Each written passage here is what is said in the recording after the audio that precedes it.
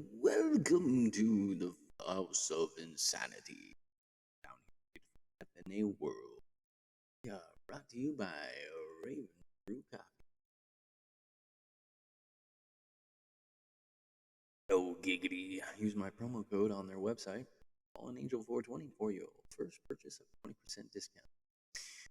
We also have some sponsors I'm trying to get with through the cannabinoid system.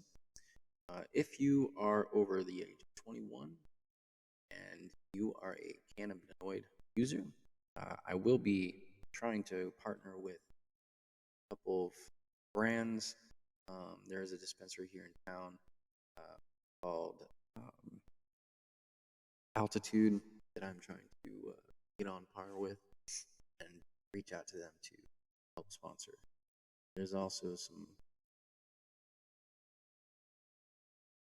Oh, what was the other one? There was another brand I was looking at getting together with, and they're huge on CBD concentrates, doing sugars and waxes.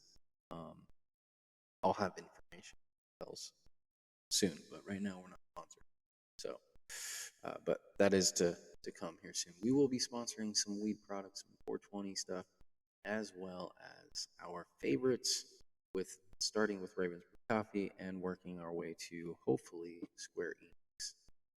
There is some big deals that I'm looking to hopefully get in touch with to make happen. With that, it is Wednesday, Mr. Hump Day, and it is right at the 0 threshold and snowing. So I hope you guys are bundled up and staying warm out there. Be wary of the roads; they are slick but clear. Any other further news? We have lots to cover, lots to go over. We have not done a podcast in a few weeks, since before the Super Bowl. Big outcome with the Eagles winning and triumphing over the Chiefs. However, there's still controversy, and there is still some conspicuations that I hold because of what I believe and what I see. So, first things first, let's talk about the Super Bowl, okay? Now, I did state that if the Chiefs were going to win, if everything was going to be all about, Patrick Mahomes and Kelsey and Taylor Swift, that I was done. I was going to completely eradicate myself from football. Well, that's still not 100% to the T of just being with the Chiefs. Watching and witnessing how vividly the Eagles destroyed the Chiefs. It wasn't even a try, okay? Like, there were certain plays leading up to the half where the Chiefs just weren't there. They weren't all together. Now, okay, it's the Super Bowl. It's the first half. You got your Super Bowl jitters. I could understand that. But you go into the first half 0 points down to 27, homie? Whoa, something is off. I'm pretty positive that this was the worst Super Bowl matchup since the Broncos and Panthers game, which was literally the worst. That was the worst matchup I've ever witnessed a Super Bowl outcome, was the Broncos and Panthers. And that was a gimme to the Broncos. Hands down, all set up, all fucking played. And you can't tell me or deny that the Broncos weren't paid to win. Okay? They fucking screwed the Panthers. Now, I live here in Denver. I am a Denver Broncos fan as a secondary, but these guys are my first. I do also love Panthers and the Vikings. So to watch my third favorite team, the Panthers, to go up against my second favorite team, the Broncos, and either one wins, it doesn't matter, but I want a good show. I want a good battle. I want Clash of the Titans, motherfucker. And we got just a one-sided ruse. Uh, uh, uh, it was like they showed up and was like, "Here's a can, just kick it around the field," and that can was the entire team of the fucking Panthers. And it's the same thing here. The Eagles kicked a can around the field, and that can was the Chiefs. That can didn't even spring into action until the fourth quarter. That can didn't turn into a fucking pop up until the fourth quarter. And then all of a sudden, pop up, we're here. Let's show up and try to put some points on the fucking scoreboard. Like, are you kidding me? You're gonna show up now in the fourth quarter? What kind of dig doggedy damn shit is that? Seriously, it's rigged. Believe it or not, it's fucking rigged. I don't give a shit what team is what, who's who. It's all fucking rigged. Now, my theory is the Chiefs were so fucking rigged all the way up to this point, and then all of a sudden the refs are like, "Sorry, Chiefs, we're gonna let you go, and we want the Eagles to win." And then, boom, there goes that sourpussness with the Chiefs because they did not show up and they acted like, "Oh, we got this in the bag, homie. We don't have to worry about shit." And then all of a sudden they got stomped on because the refs did not have their back. They let them go. And that's what that was. That was a rigged game. Either it was going to be for the Chiefs and the Chiefs were going to win. Maybe it was a close call, maybe not. Or it was going to be a one-sided game, one way or the other. That motherfucker was straight up Eagles one-sided game. There was all this talk and backlash about the Chiefs getting it. And then all of a sudden I was like, no, you know what? Regardless of it being rigged or not, we're not going to give it to the Chiefs. It's just what it seemed like. So that's my tale of take. I still believe the sports are rigged. There's been some more allegations in NASCAR. NASCAR had a Daytona 500 this last weekend. I did not watch it. Somebody that I know, one of my followers, has watched it, was giving me some feedback on it, and again, it just feels rigged. I can't tell you the full proposition of facts and how I know. It's more like a sixth sense.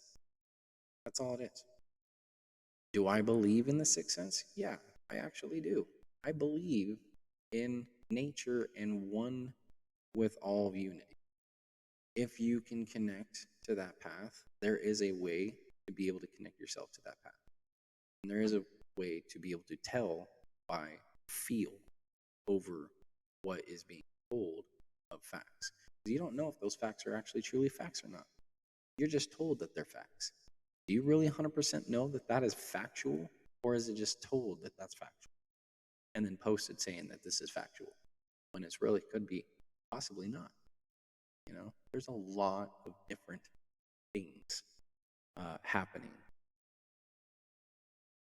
all over the world. I can't even say America or on just online. It's all over the fucking world. You understand that North Korea does not let any tourists in North Korea? How do those people live and survive? They live in a fucked up situation all their lives, secluded. They don't have technology to help them. They're it's shit. It's a shit lifestyle, and they're contradicted because they have to literally be dictated and told what to do and how to do it. Otherwise, they fucking die. You want to live that way? Be thankful for what we have. And nobody's thankful for what we have. People are asinine. And you don't think that it's corrupt and wanting to be controlled? You're in a shitstorm fucking daydream la la land then, because everybody wants control. Everybody wants power. Everybody wants their own goddamn. Not me. I'm the opposite. I don't want shit. I don't need shit. I mean, I need shit, but you know what I mean. Like, I don't need power. I don't need all those fucking struggles of controlment. It's too much. But what I want is to take control to show all you motherfuckers that you're wrong, you're terrible, and you're doing it asininely backwards. Because you are. Everybody is doing work and living life backwards. You know, we sit here and we're like, oh yeah, we're supposed to work until we're 60, 65, and then, then you can retire and enjoy. Well, some of us, almost 35% of us, don't even get to make it to 60, 65. So you're fucking working your ass off, and then all of a sudden you croak at 45. Oh, that's 15, 20 minutes earlier than you were supposed to. Now what are you going to do? You're dead. You didn't get to live life. You just fucked off and fucking, sacrificed everything just to fucking survive. That's where I'm at. I'm that person where I see myself dying at 40. I was supposed to die 5 years ago. And technically I try to force it beforehand because I know my body. I know my situations with my life in a way that I can't survive in this corruptive capitalistic fucking world. I can't do it. Some people say you gotta follow in line like a stupid little sheep you are and just do what everybody else does. Well, I'm fucking sick of this because it ain't getting me jack shit. It doesn't get me nowhere. It gets me nothing. Y'all think that you guys are getting something? Maybe you are. Or maybe you're just privileged. Because that's a lot of the ordeals. I see people succeeding because they're privileged, not because they're actually succeeding. Almost 90% humans on this world who are successful are not successful by trade. They are successful by fucking privilege. And I guarantee you that if you were to fucking go interview every goddamn rich person, they would say they were handed their money. Handed. Only 2% actually worked their ass off to get where they are. It's fucking ridiculous. I have worked my ass off, and I have gotten absolutely nowhere but backwards. Backwards. I don't want to go backwards. I'm tired of going backwards. I want to go forwards. It's a whole new year, and I just stepped back. How is that possible? How is that possible? Yeah, wake up. We're in 2025. Okay. New era. Dawn of a new age. 2025. That is literally quarter of a century off the fucking chart. Right there, 25 years. From the year 2000 to 2025 has been 25 fucking years since 9/11. Almost. We're 1 year off from 25 years ago. That is insane. I was in 7th grade 25 fucking years ago. Can you believe that? Can you believe me being a little tiny kid? Whew. I mean, I'm still a little kid, but still. Fuck, dude, I don't feel 35. I feel like I'm 22, 24. I feel like I just got out of high school. I still look like I'm 18. And y'all are fucking so conceited into your own amusements that you're just like,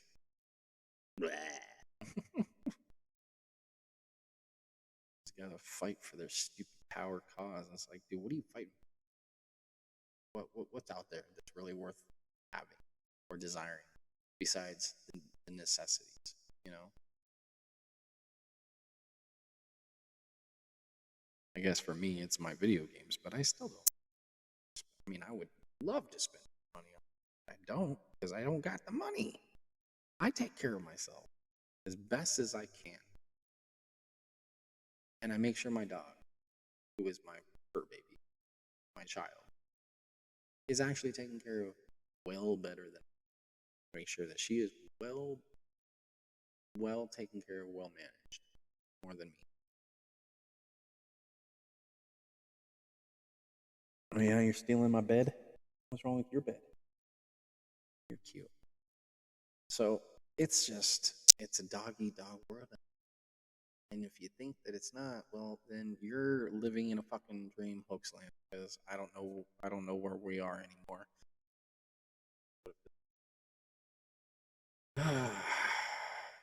And it's a scary place. It really is. So scary that I have not fully submitted tax returns yet.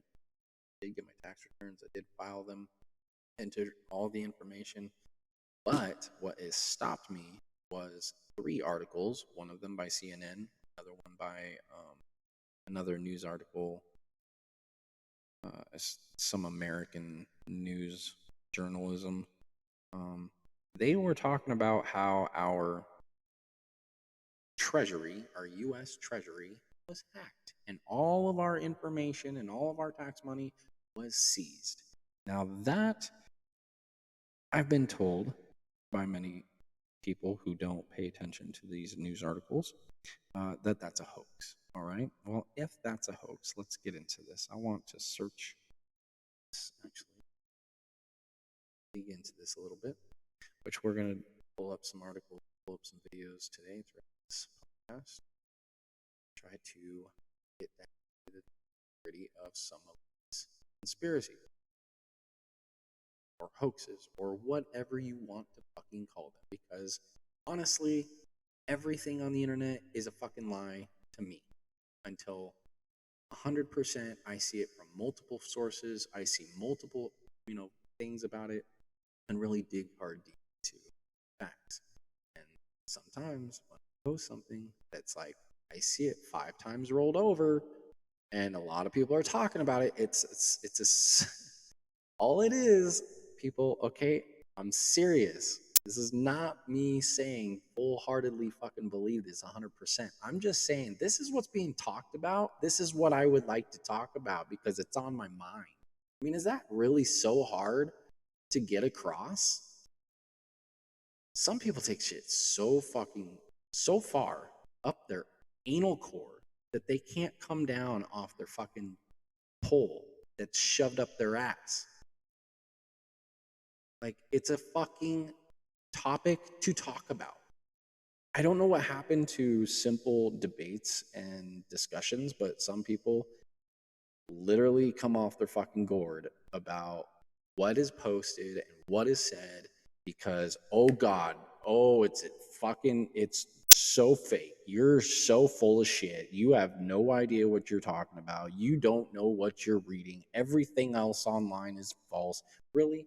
Everything? Go fuck yourself.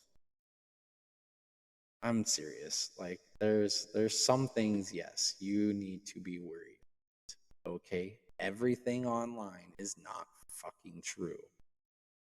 But where do we mainly gain our resources and information from? Where? Does anybody go to the library? No, because you can't get this type of information that fast through the library. So you go to online. And even at the library, you go online.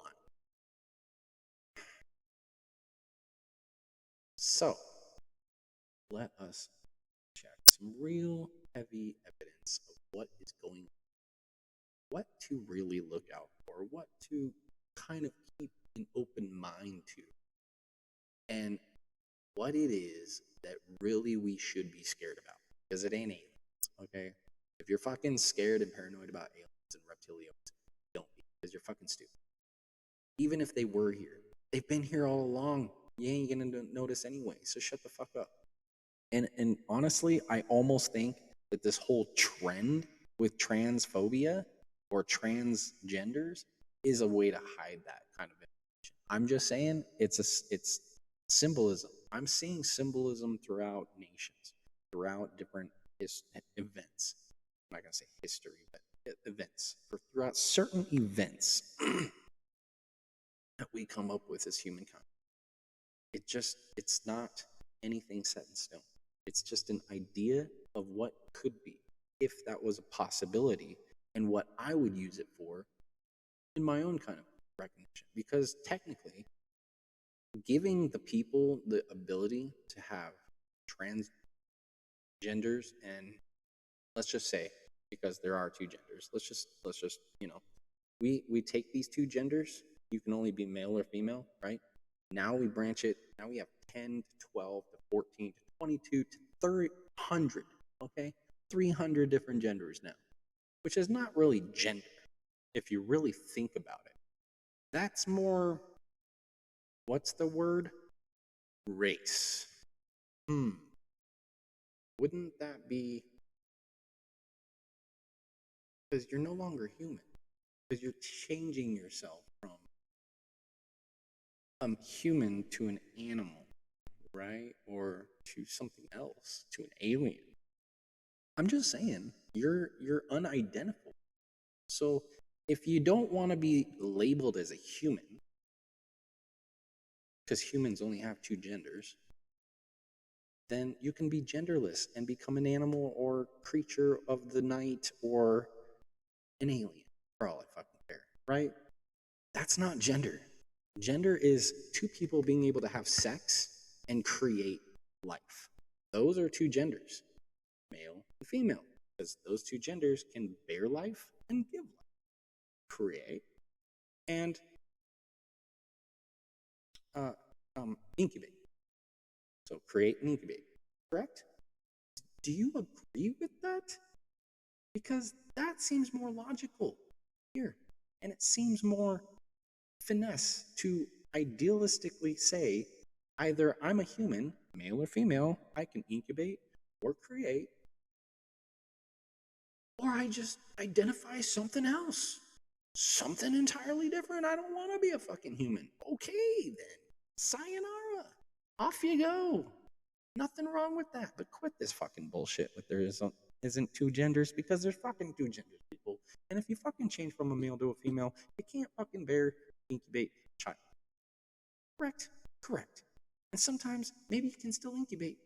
I don't know how you get pregnant unless you got pregnant before you went into transition. And there you go. You got pregnant and then you had a kid as a transgender. Well, guess what? That's not saying I'm a guy who got pregnant. The first guy has ever been pregnant before. No, motherfucker. You were born fucking female. You got fucking pregnant before you fucking transitioned. Then you transitioned. Then you found out you're pregnant. And then all of a sudden you're having a kid as a fucking dude. Guess what, honey? That only happens one fucking way. These people are brainwashed. And I'm sick of it. I'm sick of it.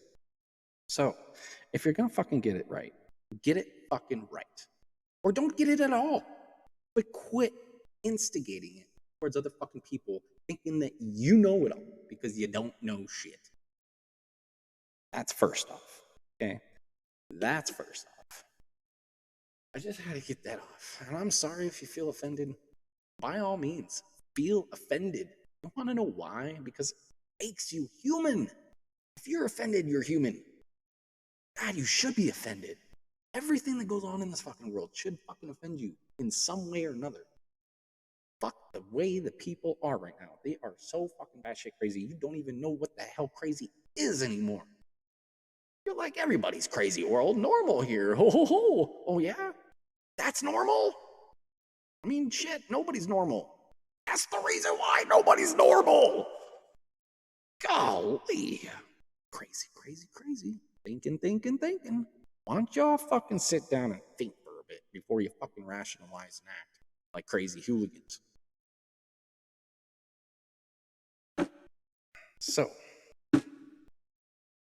with that, I was bringing up some stuff about Federal Reserve. So, Federal Reserve Bank. Let's see. It says on MSN.com, cybernews.com, cyber news.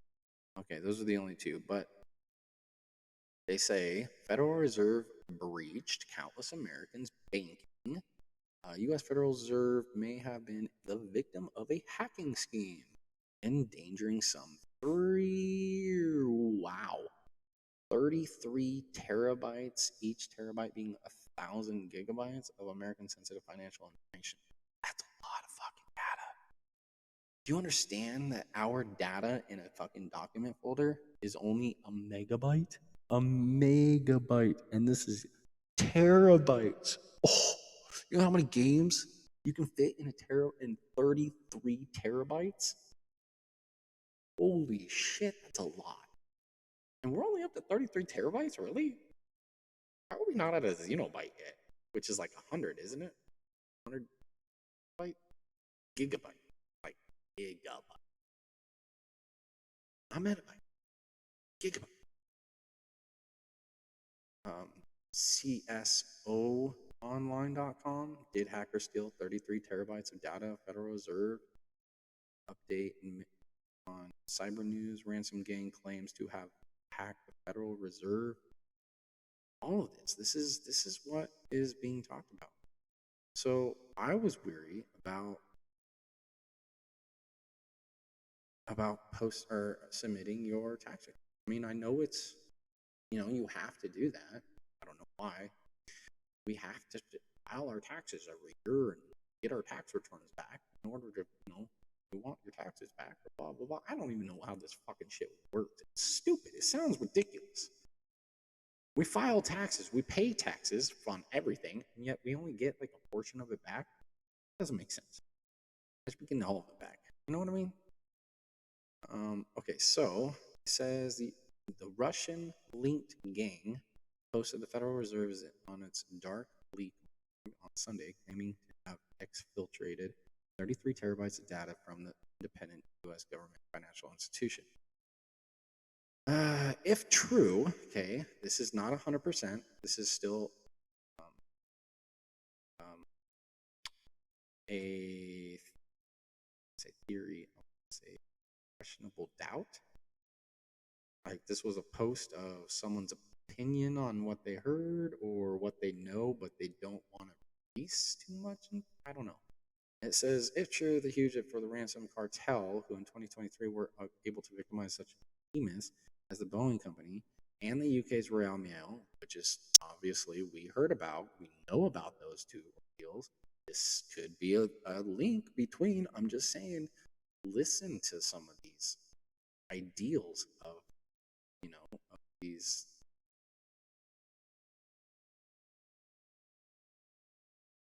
articles.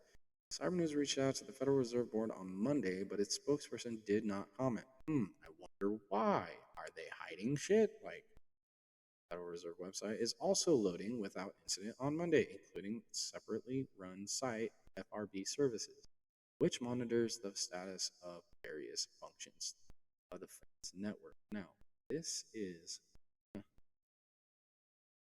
huge. It sounds like something covered, right?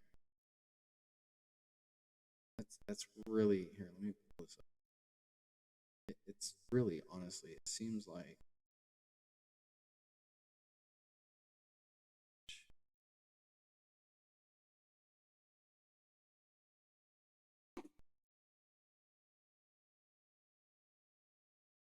there.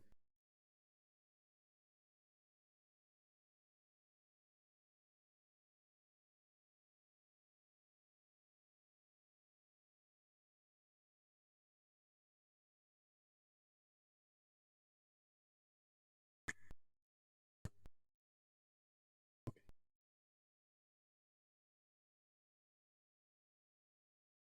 2 seconds. Switching up. Reauthorize this? Why am I gonna reauthorize that? Yes. Come on. No, I hadn't been on in a while.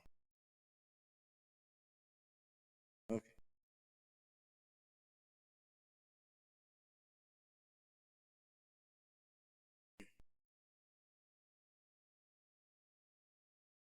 Still did authorize.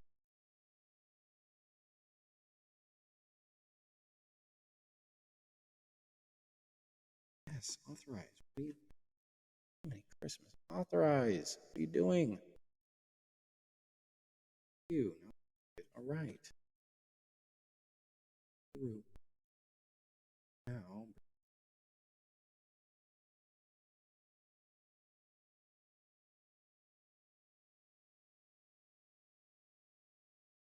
Sorry, I was still highlighted on.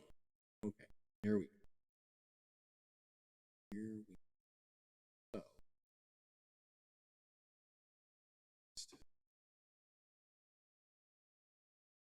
So yeah, it says Federal Reserve website is also loading incident, blah, blah, blah, disruption to services such as the central bank, Fedwire, with kind of down board. Okay. Um, so, a consensus of security insiders on social media believes the claim is more likely a bluff, possibly meant to taunt U.S. law enforcement, which has been methodically closing in the past 6 months. Now, technically, now if I was, even in our music, we've talked about this many times. What is the biggest go to shut down a government? Federal Reserve, man. You knock up the Federal Reserve and you take out everything. That's the biggest hit right there. It's almost the same as 9/11. But 9/11 was a cover up on our own side. But 9/11 was huge, and it contradicted a lot of things. Almost. Yeah. This is just crap. So that's all it says on that. It's not 100% news, but it's a theory that it's maybe it happened, maybe not. Maybe it was a ruse to spark up interest. Whatever it is, a bluff or actual definitive evidence that they're trying to keep it on the hush. That, oh my God, we got hacked, and we don't want to tell other people about it because what are we going to do? That's I could understand that. I can understand the panic of our government going into a fritz. And if they do, it's over. I mean, we're already over. There's so much claim, there's so much nonsense that goes into what is happening all over the United States right now, throughout not just the United States, but the world. Like, look at this shit. Let's go to CNN real fast. Now, everybody says that CNN's false and blah, blah, blah, but let's just look at the top headlines of what's going on in CNN right now. Okay, we're gonna compare some shit. So let's just say what's the top talk of the news? Rihanna reacts to partner. Why are we talking about the music industry? Trump is reminding the Supreme Court justice they gave him immunity. Okay, so Trump is threatening the U.S. Senate. Ooh, what's going on here? Something exploded on a highway somewhere. Big car accident on something highway. Let's see, what do we got? First line of defense gone. A major civil rights group cuts all attorneys. Ukraine's president accused Trump of living disinformation to space. Falsely accused Kiev of starting the war with Russia. Sheriff says 3 kids found basically abandoned for years at a Detroit home. See, is leaving Kentucky. What? That's huge. Oh yeah, so this happened, 2 days ago on Sunday? This huge crash up in Canada, Toronto, flipped over and everybody was hanging upside down. That's crazy. That's a Delta flight, man. Delta is not a very good. Delta and Frontier. I would trust Delta over Frontier, though. Frontier sucks. But Delta is right there behind them. Great. So, that's pretty crazy. And then all these other smaller articles. They're not big. They're not important. Not whatever. Talk of the talk. And that's not all what's going on. So now, if we just do this, watch this.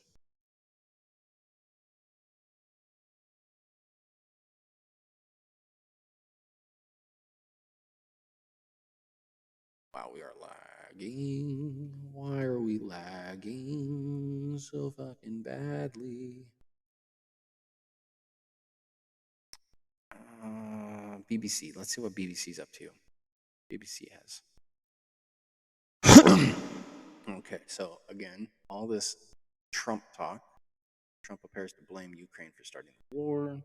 Trump calls Zelensky a dictator. Back to okay. Steve Rosenberg, Putin, Trump shook up the world. We already know all this crap. KFC's leaving Kentucky for Texas, so it's going to be Texas. instead of Kentucky Fried Chicken, it's Texas Fried Chicken. Pope alert and joking. Hospital says Italy's PM after visit. What? Holocaust survivor Marion Tursky dies. Oh shit! At 98. Dang. Oh man, he looked good. That's awesome. But that sucks because now it's like everybody from that era is gonna be gone. Have any more people to have those stories to listen to.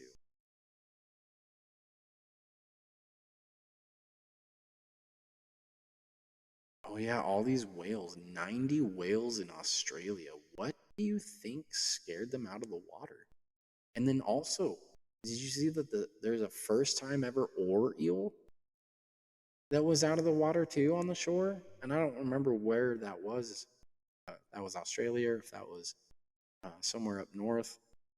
But oar eels, and not only that, but the fucking anglerfish, first ever caught live in broad daylight at the surface of the water, like the surface. Those motherfuckers live 600 feet down and more in the dark, dark, dark depths, and it's caught at the surface. What is scaring these fish to the surface? What is it?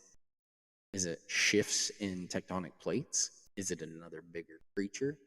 What is down there that's scaring these fish to the surface outside of their habit zone? It's just like when we were playing Subnautica. Subnautica having those big leviathans outside of their zone. What drove them outside of their zone? It's unheard of. Unheard of. Crazy. Oh, so they were already low to the ground. It must have been high winds that flipped them. It says you can watch the crash footage. Oh, I don't want.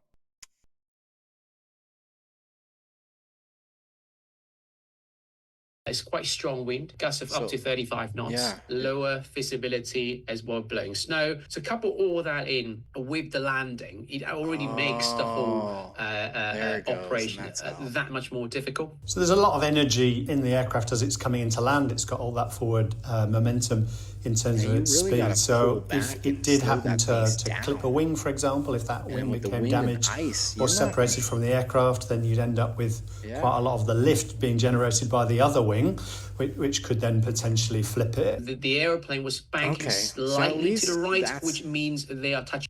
That's good. Okay. I mean, you don't want to flip in midair and come crashing down. That would fucking suck. So the way that it landed and then kind of overturned is a smoother crash landing than you actually, than you thought. And the reason why that's actually safer, or that's actually a better crash land. So the pilot, I want to say, probably did all he could do to try to save the plane and the passenger. You have the wing break off and it causes an explosion near the gas line, which is going to happen when something like that happens.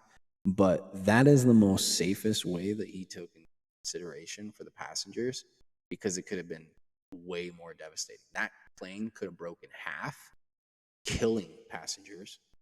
It could have exploded worse. I mean, there's so many other things that could have fucking happened way worse. So I give kind of props to the pilot for saving a lot of the lives that he did. Even though I don't know if it was the pilot's fault for coming in too harshly, if it was just wrong communication between the traffic airliner to the pilot, to maybe, okay, we got gusts of wind or wind gusts of up to 35, but you should be able to come in fine. But I don't know, bad communication, bad call, bad whatever was done had to be done in the split seconds that you have, and saving all those passengers the way that happened is probably the best way, to be honest. It's a scare tactic. Those people were frightened, didn't know what the fuck was happening, and all of a sudden you have that happen and you're flipped upside down. I'd be scared shitless too, going, what the fuck? But at the same time, no harm, no foul. Barely anybody came out almost everybody came out unscathed, no injuries. That's a blessing. So take that in perspective. That's freaking crazy. We watched the whole thing. Let's see, what else we got? CNN breaking headlining news. We were just on there. CBS. What does CBS have to say? They're talking about sports. They don't give a shit. You shut up. Go back. Go fix it next time. Go away. Still talking about the 90 whales. Now it says 150 false killer whales stranded on. What the fuck? Would you? It's 90 whales. It was 90 whales. Marine experts have given up hope on rescuing 157. See, 150, 157. They said it was 90 on the other. So they don't know what the fuck they're. The CBS, they don't know shit. And they're talking about cocaine. They're talking about other stuff. Of course, see, everybody's talking about the Delta and everybody's talking about the whales.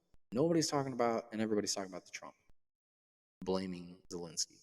But nobody's fucking talking about anything else. An Egyptian mummy and the Pope. Those are the 4 top fucking rated discussions. That's blinking you away from the actual shit that's actually happening. What is really happening? Because obviously the news ain't showing shit. This is terrible, guys. This is terrible. This is where we get our information, and this is what I'm talking about. You have 4 different news talking about the same thing in different manners. Like they have different titles, they have different wordings, different, informative facts, even though it's the same topic. Yeah, they're talking about it, but pay attention to these details because this is where they get you. And this is what people are fucking freaking out about, is this stuff. This false fucking title, entitlements, these false fucking facts. This is not the same as what was on CNN. CNN was talking about how they were 90 to begin with, and that they were just washed up on shore, and that there was nobody around to fucking save them. And that was really all it really was.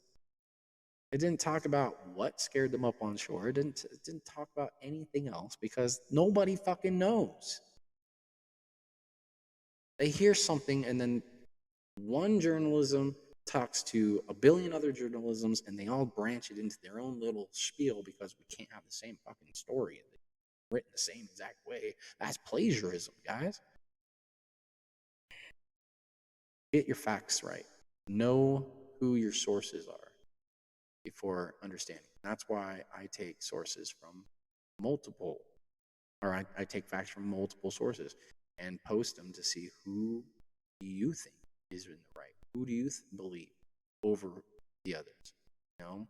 BBC, CNN, CBS, ABC, NBC. It's all bullshit. And I'm starting to see it. I'm starting to see how they're all tied together. We're writing the damn same shit. Nothing different. Nothing, outside of what really is happening. And they're all worded different. It's really fucking kind of, because now I don't know who's true, what's true, and what to do, or what to make of it. And again, their headline number 1 story is a tennis matchup. Really? CBS is a joke. I'm not fucking going off of CBS News. All of this is fake. This is all fake. And I would actually have to say that if you're gonna have this as your number 1 fucking article, you're fucking fake. Get out of here. You're not about the people. You don't give a shit about what the fuck is out there or what's going on. You're talking about this. No. Nope. Get out of here. So that is that. That's what we kind of looked up a little bit of what's going on. There's not a whole lot that they're going off that they're trying to tell us. What about science news? Anybody knows any good science? Here's sciencenews.org. Big, what's going on big in in the science world. Squishy materials reveal new physics of static electricity. Cool. Things we already knew. A weird ice that may form on alien planets has finally been observed. Really? Really? And you were there on the spot to observe it? Like, how? So NIH researchers grant cuts could deal a biting blow to crucial support staff. Of course. You know, it's funny how we base our life off of science, but yet our funding for science is catastrophically very low. Like, very low. It's really not that big. Like, you have high scientists, rich scientists like fucking Elon Musk who say that they're masters at, fucking science and blah, blah, blah, but they're just stupid engineers. They're not scientists. They don't give a fuck about science. They only engineer, make money, and then go away. And they call themselves scientific. No, they're fucking stupid. Sorry, but Elon Musk is not scientific. And he has no idea what the fuck he's talking about AI. Trust me. He's just making a profit on it. And then when he sells it and they take over the world, he's going to be like, oops, sorry. I only made a profit on it. I don't know what the fuck I was. And he's pretty much making the Terminator. And he's actually doing it knowingly because they've been talking about this whole conspiracy of population control. Well, how do you do that? You have too many people living on this world, right? Terminators. Robots. We're going to have more robots than humans. He said that specifically, word for word. Not kidding. Alright, well, there's nothing really news going on here. Science stuff. Nothing great, nothing new. Nothing on Elon Musk.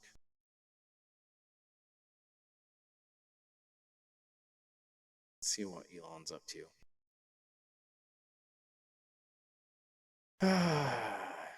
Oh yeah.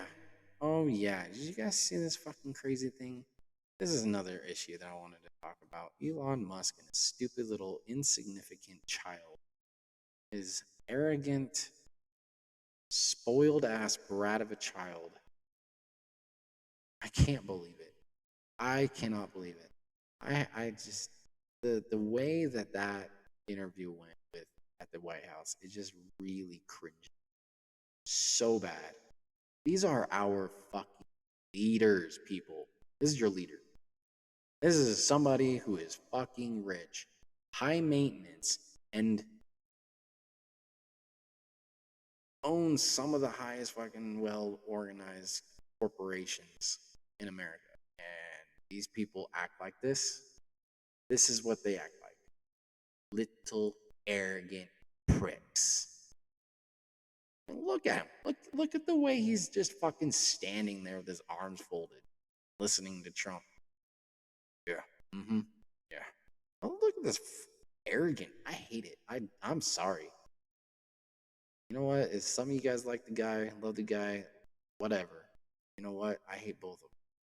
Can't stand them both. Why? Because they're not role models. They might be good for the fucking country for a moment in time. Sure. To stop some stupid shit, but they're causing a lot of other stupid shit in the process. So it's like, what really is being done that's great? Nothing.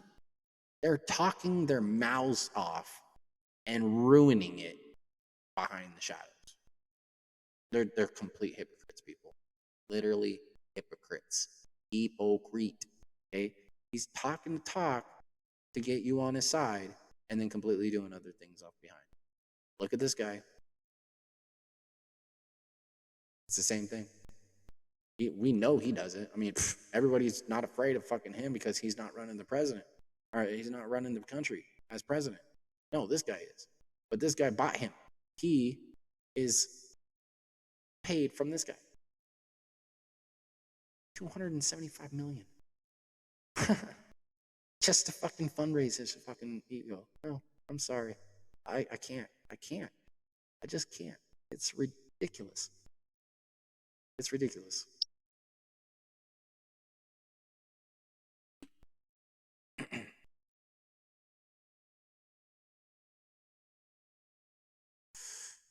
What? Why did he go back to fucking you? Oh, I hate this goddamn fucking shit. Oh, maybe because I put it in there and not in here.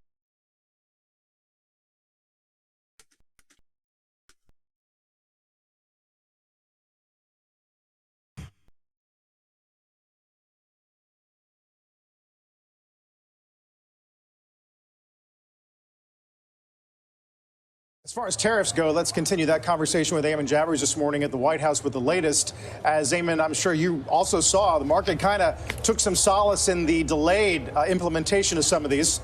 Yeah, Carl, that's right. That came after we were the first to report that it wasn't going to be a tariff implementation yesterday. It was going to be this long lead time. What President Trump signed yesterday is a presidential memorandum authorizing the government to conduct a study into reciprocal tariffs and issue a report to him by April 1st. And as you guys have been discussing, that's when we could see new tariffs hit the tape. And in the Oval Office yesterday, he took questions from a number of reporters in a wide range of topics for nearly an hour. I asked him about the role that Elon Musk is playing in this administration. When Musk meets with foreign leaders like Narendra Modi, as he did yesterday, I asked,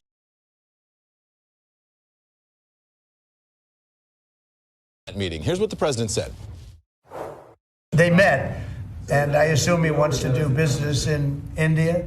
But India is a very hard place to do business in because of the tariffs. They have the highest tariffs just about in the world, and it's a hard place to do business. No, I would imagine he met possibly because, you know, he's running a company.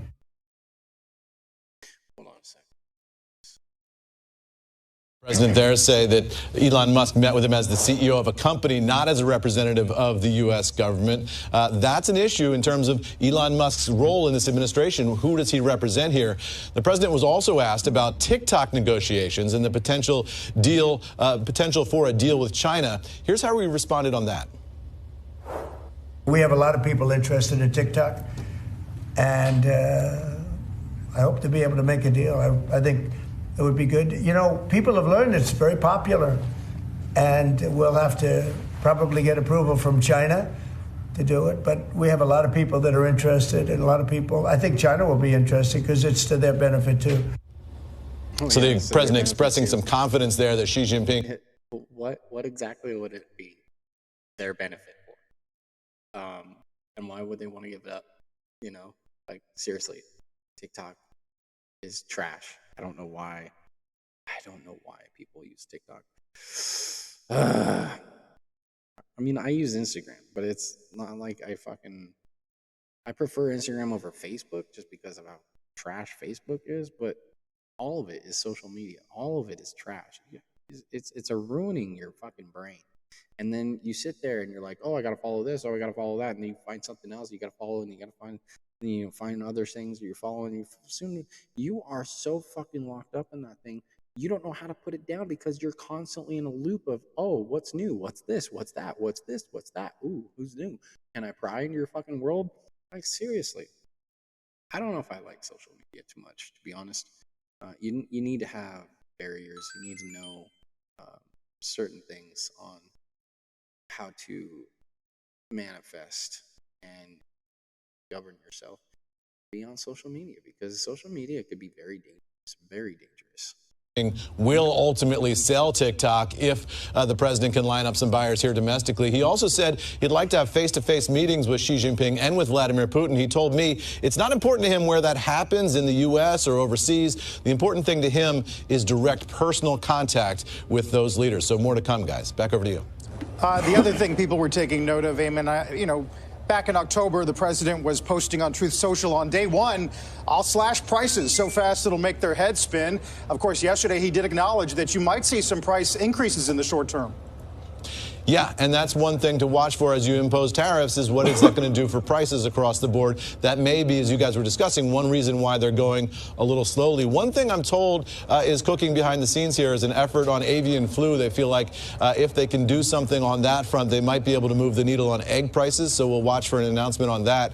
The president's got some executive orders he's going to sign today, later on this afternoon. We'll see what news that brings as well. We don't. Avian flu. That's what's going around. The avian flu. Oh, wow. That's another reason why I haven't bought more eggs in a while. There's been a huge recall on eggs recently because of this avian flu. And, dude, I mean, shit happens, right? I mean, there's illnesses and diseases that skeet by. We turn it, it's nothing. You get sick, okay, you get over it, you learn, and then you move on. Some of this other shit, though, like the avian flu, is no joke. And sometimes, like people are like, oh, but it's just this and it's just that. No, that shit comes from unsanitary places. And now we are starting to find out there's a lot of East Coast or central eastern fucking states that are not sanitary. Their farms and their warehouses are not as sanitary as they had presumpted to be, and yet they still get passed from all these inspections. Oh yeah, it's clean, it's good enough, we're good. As long, and yet rat increments and chicken shit is still getting in our food and all over the place. Don't know what those are just yet. Eamon, you brought up an interesting element to all of this, which is the conflict of interest issues that some critics have brought up as it pertains to Elon Musk in some of these meetings. How would you characterize some of the conversations about this in Washington behind the scenes and how he kind of fits into both roles in these types of meetings with global leaders? Well, it's totally unprecedented, right? I mean, Elon Musk bestrides the world in a way that few titans of industry ever have. And with the role at Doge, he's now overseeing a vast federal bureaucracy that in many ways his companies benefit from.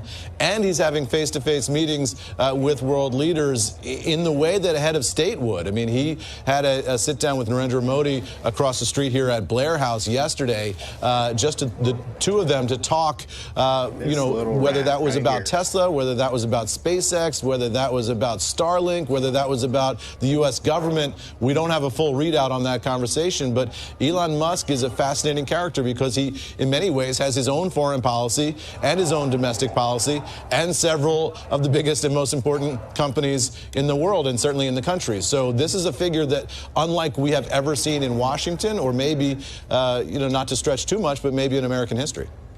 Finally, Eamon, two questions. One is that longer-term prospect of cutting the military budget in half with the cooperation of the Russians and the Chinese, something the president mentioned, and we saw defense stocks react pretty violently midday yesterday.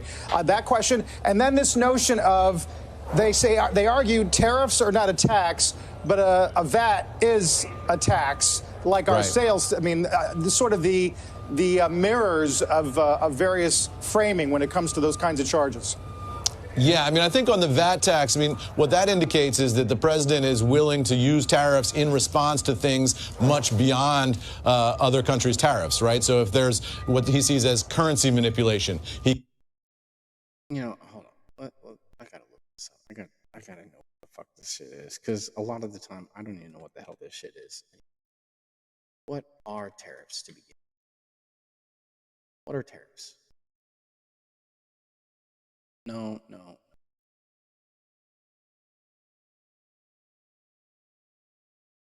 What are tariffs and how do they work? Okay, what is a tariff and why are they important? Let's Investopedia. Let's see what they have to say. Most countries are limited by their natural resources and ability to produce certain goods and services. They trade with the countries to get their population needs and demands. However, trade isn't always conducted in an in an amenable manner. Jeez, try to say that fucking 3 times fast. Trading partners, policies, geopolitics, and composition. Many other factors can keep trading partners unhappy. One of the ways governments deal with trading partners they disagree with is through tariffs. A tariff is a tax imposed by one country on the goods and services imported from another country to influence it. Raise revenues. What? Or protect competitive advantages. What? Oh, shit. Governments impose tariffs to raise revenue, protect domestic industries, or exert political leverage over another country.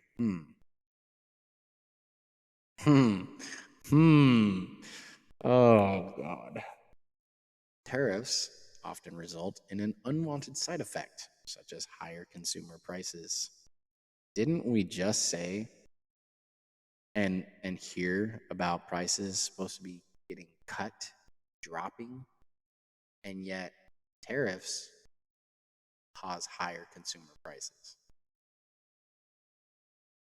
What happened to, affordable shit? What happened to dropping what the fuck is it called? Inflation. What happened to inflation dying? This is going to cause inflation to rise even further. This is not good, people. This is not good. Tariffs have a long and contentious history, and the debate over whether they represent good or bad policy still rages because they don't fucking know. Tariffs are used to restrict imports. Simply put, they increase the price of goods.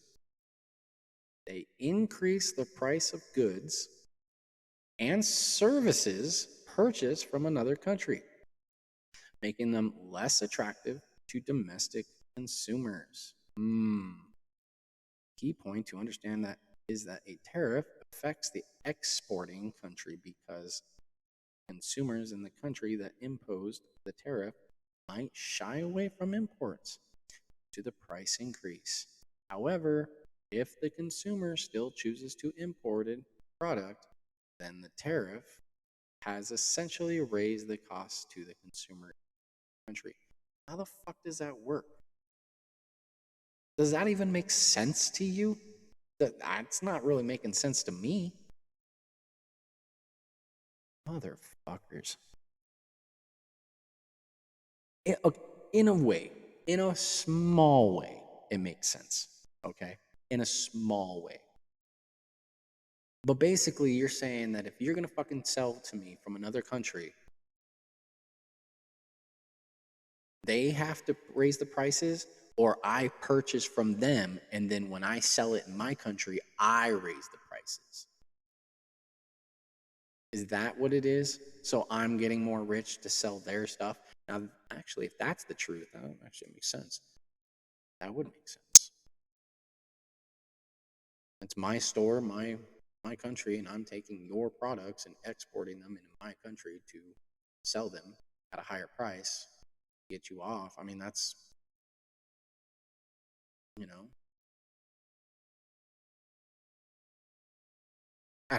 I don't know how this works. I don't understand business. I do, but I don't. But I do, but I don't. Dude, tariffs, business, this shit seems like a fucking scheme to me. God damn it, man. And taxes. Taxes are just as worse. If not worse, they are worse. To raise revenues, to protect domestic industries, to protect domestic consumers, to protect national interest, raising revenue. Tariffs can be raising revenues over governments. This kind of tariff is called a revenue tariff and is not designed to restrict imports. For instance, 2018-2019, President Trump administered imposed tariffs on many items to rebalance the trade deficit. In the fiscal year of 2018, customs duties received were $41.6 billion. In fiscal year 2019, duties received were $71.9 So our government received that. So out of the $3 trillion that we're in debt, we were able to actually bring back 40 billion the first year and 71 billion the second year. I mean, isn't that a good thing? Governments can use tariffs to benefit particular industries, often doing so to protect companies and jobs. For example, in 2018, Trump imposed a 25% ad valorem tariff on steel articles from all countries except Canada and Mexico. In March 22nd, 2022, President Joe Biden replaced the tariff on steel products from the United Kingdom with a tariff rate quota of 500,000 metric tons and reached quota deals with several other countries. What the fuck does that mean? So, okay, hold on. So Trump imposes a 25% ad valorem tariff on steel in all countries except for 2, Canada and Mexico. But President Biden replaced the tariff on steel from the United Kingdom.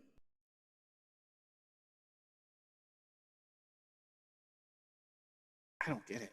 Taking measures to protect domestic U.S. steel manufacturing and production jobs? How does that protect? I'm so fucking lost, dude. That just confused the shit out of me. That whole paragraph just confused the shit out of me. It makes no sense. Does that make sense to you? I don't understand a bit of that. I don't get it. And this is what's wrong in our educational system, is like, people don't fucking get this, dude. I don't get it. Makes no fucking sense to me. It sounds like I would get it, from this point, and then it loses me. Oops, I don't know what happened. It loses me at the other point from this point on. This is where I get lost. I'm like, wait a minute, but Biden was against all the tariffs. Biden was against Trump's fucking ordeal. And yet, Biden, I'm so fucking confused. Okay. By making foreign goods more expensive, tariffs can make domestically produced alternatives seems more attractive. Some products made in countries with fewer regulations can harm consumers, such as a product coated in lead-based paint. What? Tariffs can make these products so expensive that consumers won't buy them? Yeah, that's what I'm saying. That's what I feel. That's the rationale behind these tariffs was to force these countries to cooperate with the U.S. to stem the flow of illegal immigrants and drugs like fentanyl from entering the U.S., as well as to boost domestic manufacturing and raise revenues. What the fuck, dude?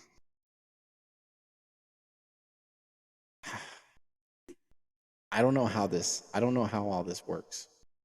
I don't understand that. How is that going to stop this?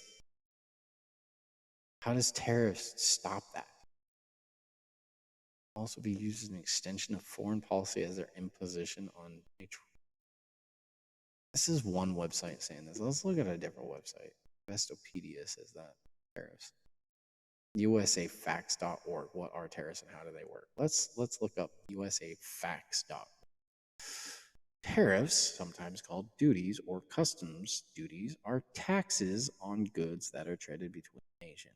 When goods cross the U.S. border, Customs and Border Protection (CBP) collect tariffs based on the type of goods, their quantity, and which country they're coming from. See, again, we read from one source and it was confusing. Tariffs are a way for countries to control international trade by artificially raising the cost of importing goods. Tariffs can incentivize would-be importers instead purchase goods from domestic sellers, potentially strengthening the local economy. Can it strengthen the local economy, though? Can it? Like, that's what I'm trying to get. That's what we're trying to understand. Tariffs also generate revenue for importing countries, though in developed countries and in today's global, they tend to use more to achieve.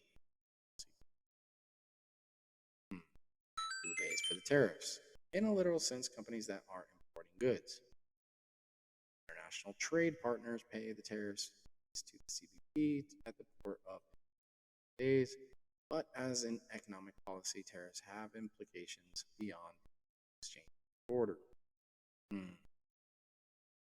Tariffs. Prices. Supply and demand economy. Supply of certain commodity goes down, prices tend to go up. There's less of the commodity available to meet demand. Tariffs, like all taxes, drive a wedge between what importers pays and what an exporter receives payment. Tariffs by design, in some cases, lower competition for domestic sellers. If a buyer needs to pay more imported goods, more buyers may buy domestically or from another partner, which means these sellers can increase prices, artificially disincentivizing buyers from participating in international markets, effectively shortens the global supply. 2009 increased tariffs on tires imported from China led to a 67% drop in the volume of Chinese tire imports. As a result, U.S. buyers started purchasing domestic sellers and other international sellers who could sell for higher prices with their Chinese competition burdened by the tariff. Cost was passed on the consumers. BLS estimated an additional cost to $1.1 billion for domestic goods. See, that doesn't make sense. You only fucking targeted China? How did the tariffs only target China at that point? And why was it only China having to deal with that? I don't get it. Was it because the product itself wasn't a necessary need that they needed? And that's what they were offering? I don't know. This is some fucking weird, confusing shit that we don't get taught this in school, man. The U.S. brought in $77 billion in tariffs in 2024, according to the Congressional Budget Office, CBO. This was down from a historical high period after revenue from tariffs more than doubled from 2017 to 2022. Why? Because of Trump? Total revenue from tariffs more than doubled from 22. Yeah. Okay. There's the graph that shows blah, blah. Total accounted for 1.6% of federal revenue since the 1960s. Duties have not made up more than 2.0 total revenue. Customs duties make up 1.5 federal revenue. Really? Individual income taxes. Are you fucking kidding me? Individual income taxes and payroll taxes are the fucking biggest.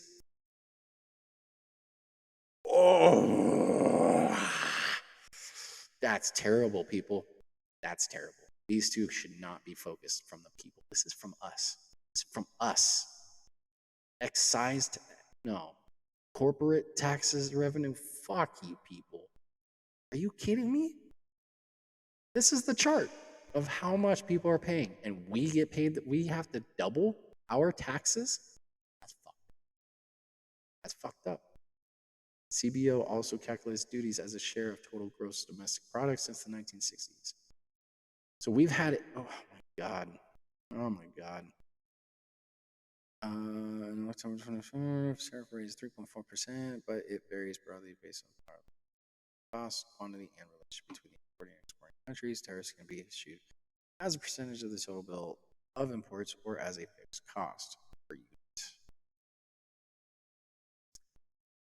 This is crazy.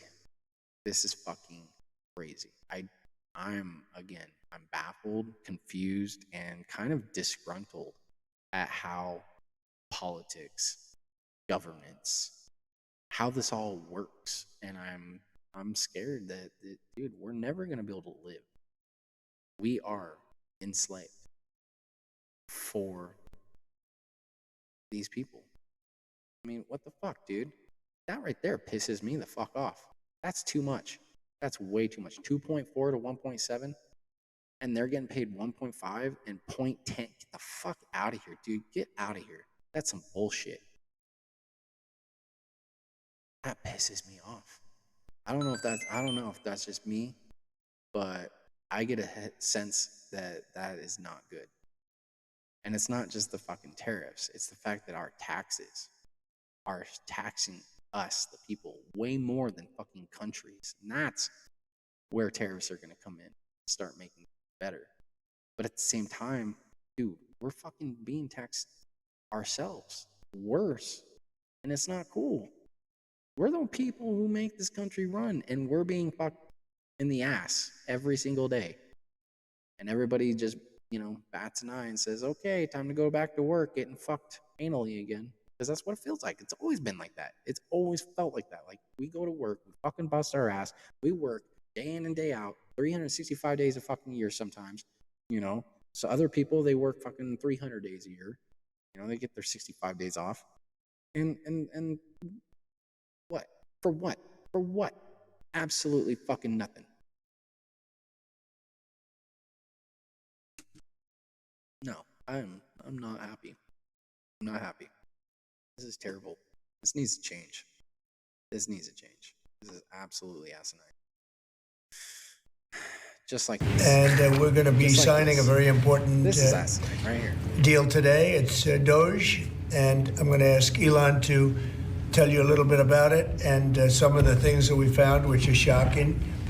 Billions and billions of dollars in waste, fraud, and abuse. And I think it's very important. And that's one of the reasons I got elected. I said, we're going to do that. Nobody had any idea it was that bad, that sick, and that corrupt. And it seems hard to believe that judges want to try and stop us from looking for corruption, especially when we found hundreds of millions of dollars worth, much more than that, in just a short period of time. And we want to weed out the corruption. And it seems hard to believe that a judge could say, we don't want you to do that. Well, so maybe we have to look at the judges, because that's a very serious, I think it's a very serious violation. I'll ask Elon Musk to say a few words, and we'll take some questions. Elon, go ahead. Sure. So at a high level, if you say what is the goal of Doge, and I think a significant part of the presidency is to restore democracy. This may seem like, well, aren't we in a democracy? Well, if you don't have a feedback loop, FAX, we'd have to, if you interrupting. Sorry. Tell you, gravitas can be difficult sometimes. If there's not a good feedback loop from the people to the government, and if you have rule of the bureaucrat, if the bureaucracy is in charge, and then what meaning does democracy so actually? Bad. He can't even get out what he's trying to fucking say. This is a man who's superbly beyond all matters of formality here. And he can't even come up with a fucking straight, honest, concited fucking sentence. He stutters every word because he knows he's caught. He's speaking out of his ass. Come on. If the people cannot vote and have their will be decided by their elected representatives in the form of president. Hold on. And another thing about these two people, okay? They might be president. He might be in the White House, right? Do you think these people are fucking smart? Do you really think that they're really smart or caring? Do you really think he's really caring towards everybody other than themselves? Just let that sink in. Do you really think that they give a flying fuck about us, the people, when they're only trying to discuss situations about the people to get people on their back? I'm just saying, you have all this power and all this money, and you can sit there and talk shit all fucking day long. Anybody and everybody's gonna fucking listen to you. Why? Because you're the man right now and showing your colors of empowerment, and people want that, and they want to know how to access that. So when you sit there on that office chair, regardless of how smart you are, anything comes out of that mouth, people are gonna fucking listen to. Just saying. And the Senate and the House, then we don't live in a democracy, we live in a bureaucracy. So it's incredibly important that we close that feedback loop, we fix that feedback loop. He even said it himself. The public's elected representatives, the President, the House, and the Senate, decide what happens as opposed to a large unelected bureaucracy. This is not to say that there aren't some good, there are good people who are in the federal bureaucracy, but you can't have an autonomous federal bureaucracy. You have to have one that is responsive to the people. That's the whole point of a democracy. And so, I understand some. And if you looked at if you asked looked at the founders today and said, what do you think of the way things have turned out? Well, we have this unelected, fourth unconstitutional branch of government, which is the bureaucracy. He's literally, look at the way he's looking. Look at his actions to how he's reacting. He literally had no fucking plan standing up there. He has no speech in front of him. He has no idea the structure of what it is he's trying to get out. There's just free ball. And he is tanking bad. Tanking bad. He's just trying to make himself look good at this point. And his son his son literally just completely obliterates it. Which has, in a lot of ways, currently more power than any elected representative. And this is not something that people want. And it's not. It does not match the will of the people. So it's just something we've got to fix. And then we've also got to address the deficit. So we've got a $2 trillion deficit. And if we don't do something about this deficit, the country's going bankrupt. I mean, it's really astounding that the interest payments alone on the national debt exceed the Defense Department budget, which is shocking because we spend a lot of money on defense. But if that just keeps going, we're essentially going to bankrupt the country. So what I really want to say is, like, it's not optional for us to reduce the federal expenses. It's essential. It's essential for America to remain solvent as a country, and it's essential for America to have the resources necessary to provide things to its citizens and not simply be servicing vast amounts of debt.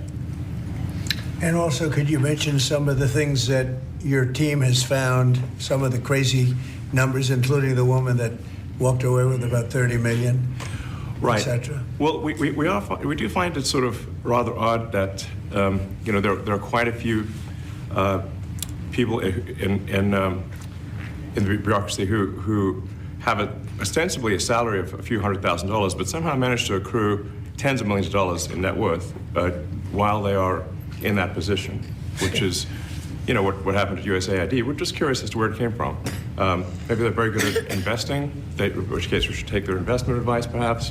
But just there seems to be mysteriously they get wealthy. We don't know why. Where does it come from? And I think the reality is that they're getting wealthy at the taxpayer expense. Now there is two things. There's two things to all of this. Two things. A, he's a horse loading a bunch of shit in a wagon and about to fucking haul it off. That's one. Okay? So all of this talk right here could be a big, huge load of horse shit. 100%, right? Just saying. A lot of people believe that. A lot of people are going to say that.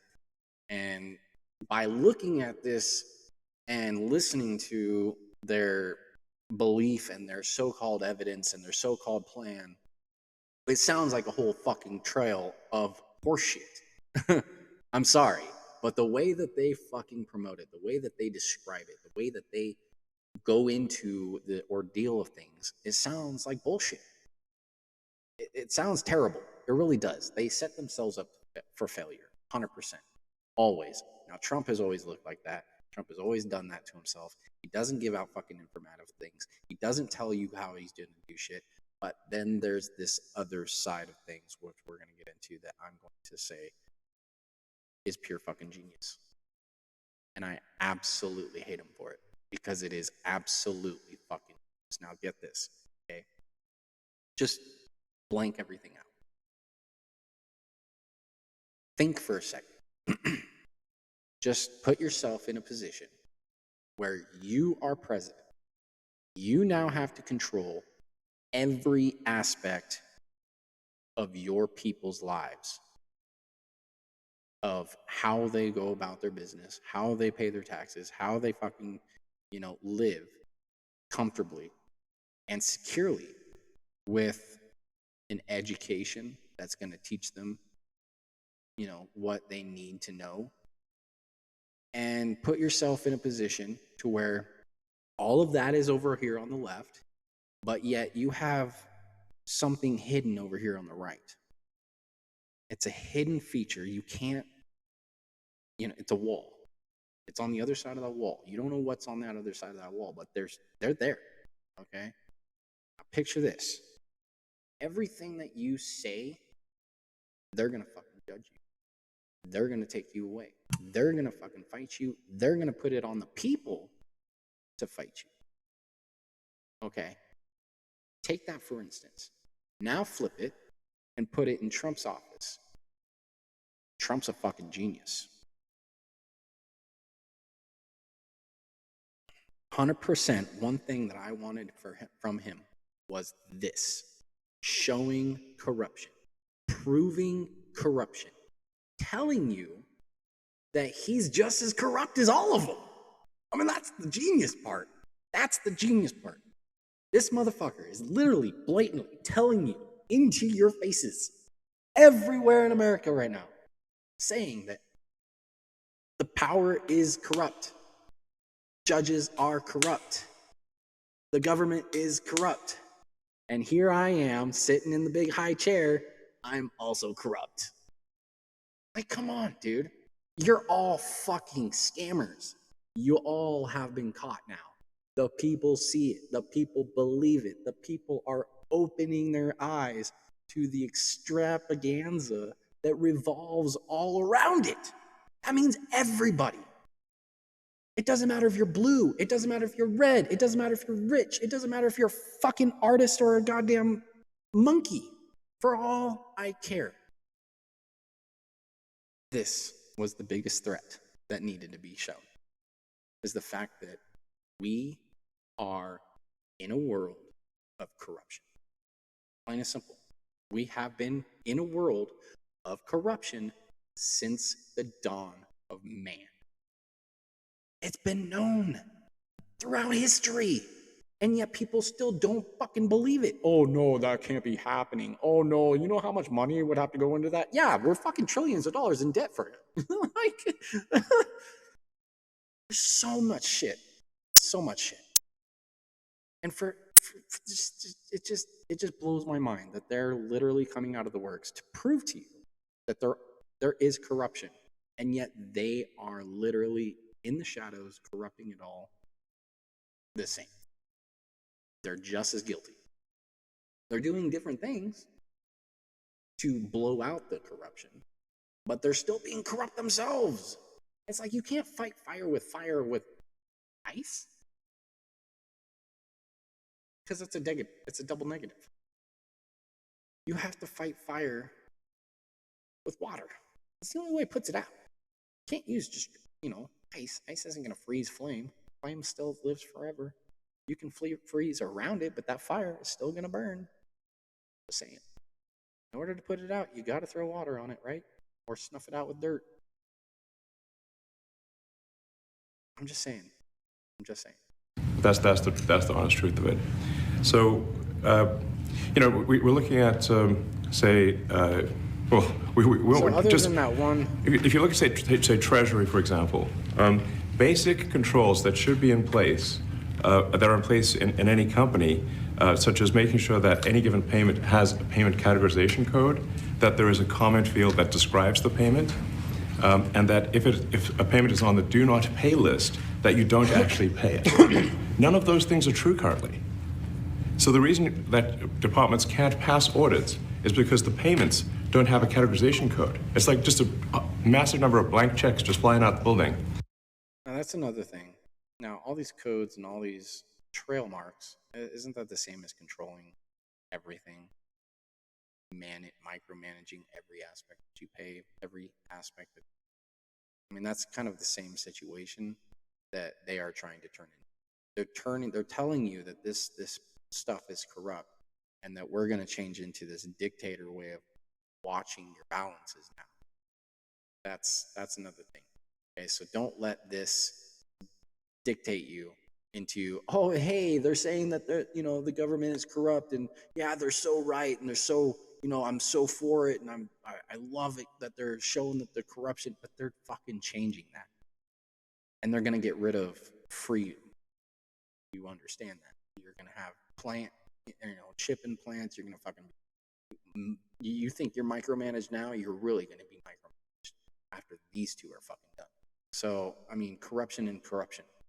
It's all corrupted, regardless of how you look at it. You cannot be this whole one way or the other, because you got to have some kind of security boundaries. You got to have some kind of wall defense to be able to protect your assets. It's just business ethic 101. It's the same. It's the same as you having a house. You want to protect your house. You want to protect from intruders. You got to protect your assets. You got to do the same thing. So they're tearing down these walls, and they're going to put up a bigger wall, and it's going to be way worse than you think now. Just saying. Yeah, he's finding corruptness. He's they're doing somewhat of a good thing, but it's to set up a bigger, badder thing. And that is where people are losing their fucking minds. That is why we have this whole red versus blue situation going on, because people are scared for the bigger thing that's about to happen, which is way worse than what's already fucking happening. And they're like, oh yeah, but this has been happening for fucking years and years and years, and it's not really that bad. Really? Not that bad? I mean, we're fucking trillions of dollars in debt. You don't think that's bad?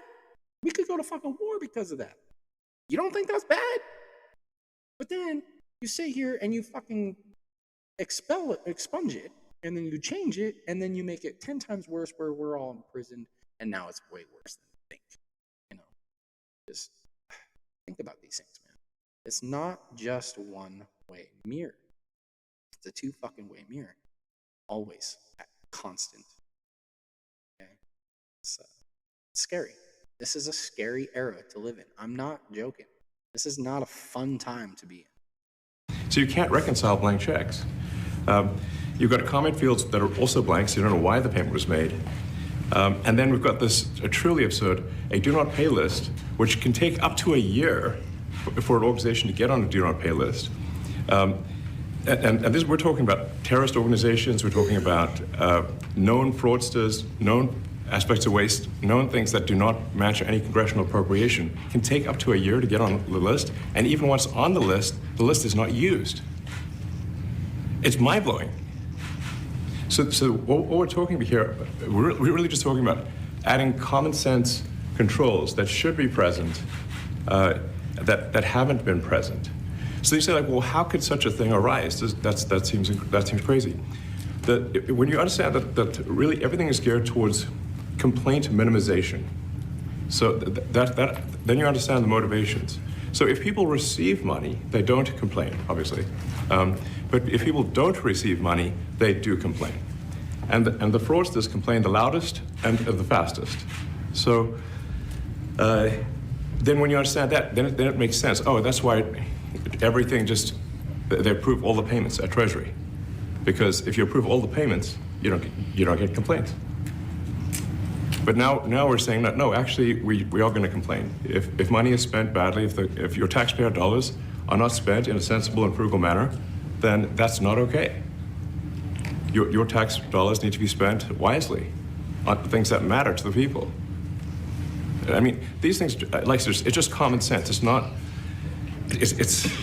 draconian or radical, I think. It's really just saying, let's look at each. And that's another thing. He sits there and preaches this, okay? Look at the way he's actually like, it's like a relief of saying, dude, are you guys fucking stupid? Like, he's literally calling us all stupid. Like, it's common sense, people. Like, common knowledge. Like, common. It's so common. Oh, really? It's so common? Do you understand how common sense is dead now? There is no such thing as common sense anymore. Nobody fucking pays attention to common sense because they don't know what is common. They don't understand the value of true nature anymore. That's where common sense has died. So only a handful of people really do understand this. Only a handful of people can really get to the feeling of betrayal within this, because we do have common sense, and this is not, that we've been trying to say this for years and years and years, and we've been trying to come up with a way to be able to pinpoint how to interact without destroying everything and going to war. But this is starting to look like we the people need to fucking just shut up, put our foot down, and fucking go to war with our own country. It's gonna get worse. It's gonna get worse. Civil war, man. Each of these expenditures and say, is this actually in the best interest of the people? And if it is, it's approved. If it's not, we should think about it. So, there's crazy things like just cursory examination of Social Security, and we've got people in there that are 150 years old. Now, do you know anyone who's 150? I don't. Okay. They should be on the Guinness Book of World Records. They're missing out. How the fuck are they 150 years old? So, that's a case where, I think they're probably dead. It's my guess. Or they should be very famous. One of the two. Was 119, 117. And then there's a whole bunch of Social Security payments where there's no identifying information. Well, why is there no identifying information? Aliens? Obviously, we want to make sure that people who deserve to receive Social Security do receive it, and that they receive it quickly and accurately. I'll tell you another crazy thing. So, one of the things is we are trying to sort of right-size the federal bureaucracy, just make sure that this. Obviously, there need to be a lot of people working for the federal government, but not as many as currently. It seems like he is sporadic. He's trying to cram all of this information in such a small little segment. Again, he's not prepared. He doesn't have segments in front of him. He kind of is lingering a little bit because he doesn't really know how to word it or how to phrase it. He stutters at every point. And then he changes subjects really quickly. So again, key points in his exploitations, even though he's saying stuff, listen to what it is that he's really truly trying to bring out, what it is he's trying to say, because it really is. It's an underlining tone of bigotry and mind-blowing evidence that is literally underlining the whole message here. So listen. Well, okay. Well, if people can retire, with full benefits and everything, that would be good. They can retire, get their retirement payments, everything. And then we were told, this is actually, I think, a great anecdote, because we were told the most number of people that could retire possibly in a month is 10,000. We're like, well, why is that? He's making things seem like it's a good story.